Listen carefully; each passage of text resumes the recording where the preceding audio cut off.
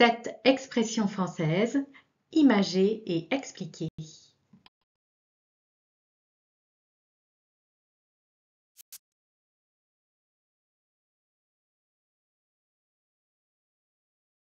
On n'a pas gardé les cochons ensemble.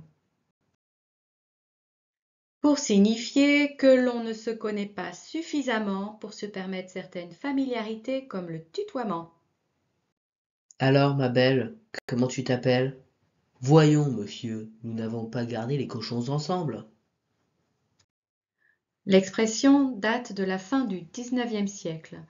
À l'époque, la haute société n'aime pas se mélanger avec les plus pauvres, ici désignés comme ceux qui s'occupent des cochons.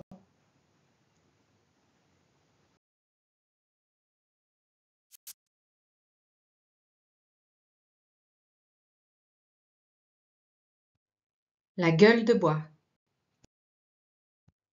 fait référence à l'inconfort ou au malaise qui se manifeste à la suite d'une consommation excessive d'alcool ou au lendemain d'une fête.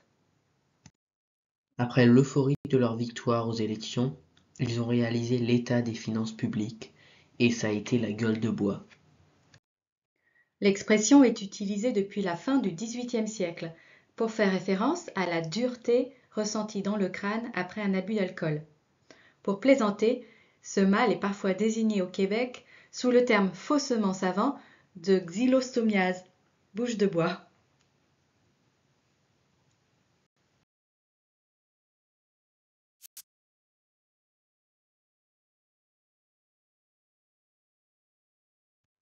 Le clou du spectacle désigne la partie la plus intense, intéressante, captivante d'un spectacle. Le clou du spectacle était sans aucun doute lorsque le magicien a fait disparaître une voiture devant les yeux ébahis du public. L'expression est une reprise de la métaphore d'Alphonse Daudet dans son œuvre 30 ans de Paris, éditée en 1888. Si nous mettions votre tambourinaire dans la pièce, il manque un clou. Ça pourrait peut-être servir à accrocher le succès.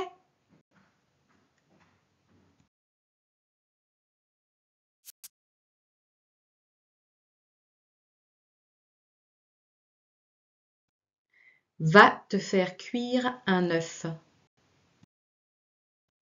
Se dit lorsqu'on est excédé. C'est une façon familière de refuser d'accéder à une demande ou de demander la paix. Aller te chercher un café, va te faire cuire un œuf. L'expression est née du temps où les femmes étaient responsables des repas. Elle servait à conduire un mari qui critiquait le repas et lui rappeler son niveau de compétence culinaire.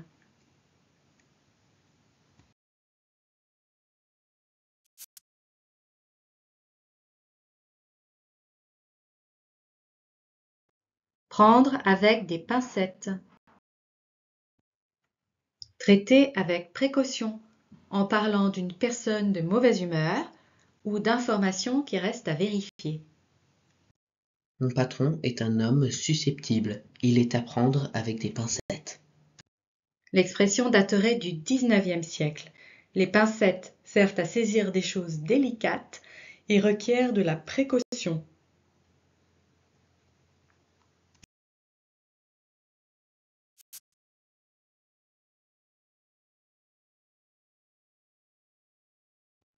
Entre chien et loup.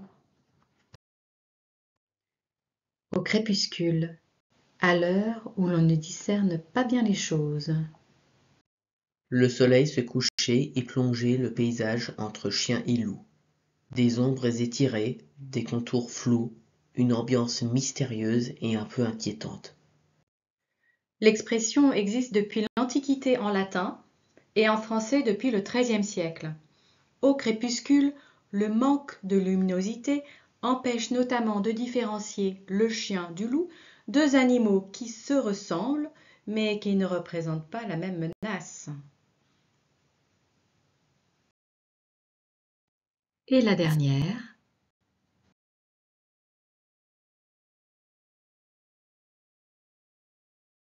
se faire un sang d'encre. Être extrêmement inquiet. Il n'est pas rentré cette nuit, je me fais un sang d'encre. L'expression apparaît dans le dictionnaire de l'Académie française au XVIIIe siècle. Elle est inspirée des croyances médiévales selon lesquelles l'état général du corps et de l'esprit a un lien avec le sang.